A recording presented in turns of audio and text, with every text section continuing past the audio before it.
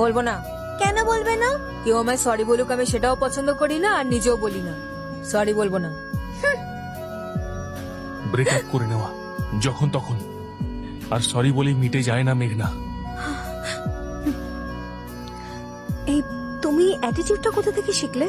ওই বাস্কেটবলের কোচের থেকে। ওই কোচকে এখন কোথায় পাবো?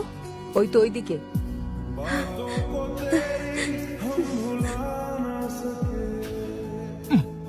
Pass it properly. Amelie, concentrate. Ball here.